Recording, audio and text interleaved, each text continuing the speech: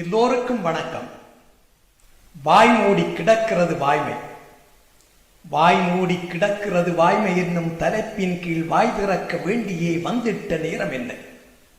தேசங்கள் எங்கும் போய் செழிப்பாய் வளர்ந்ததனால் பேசு பொருளாகிமை பெரும் பொருளாய் நிற்கிறது. போதாத அறிவும் புரிதல் இல்லா நீதிகளும் தானாய் வளர்ந்து தமை வளர்க்கும் சுயநலத்துள் வேர் விட்டு ஓங்கி விருட்சமாய் நிற்கையிலே வாய் மூடி கிடக்கிறது வாய்மை என்னும் மரமழிந்தே.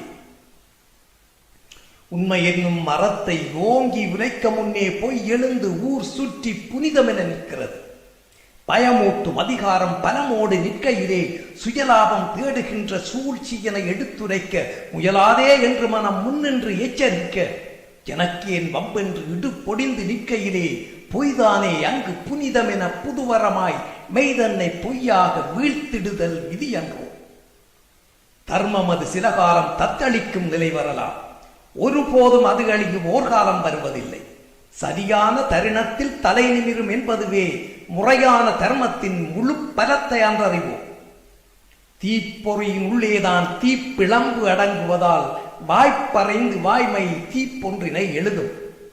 பொய் என்று பொய்மை பொய்யை அறிவதனால் உண்மை அது உள்நின்று உளவியலாய் கொன்றுவிடும்.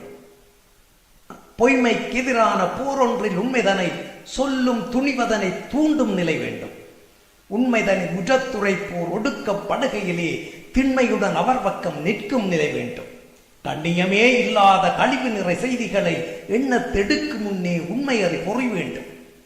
பின்னே எமை தொடரும் பெரும் தலைமுறையிடத்து நேர்மை அறம் நீதிதனை நிலைநிறுத்தும் முறை வேண்டும்.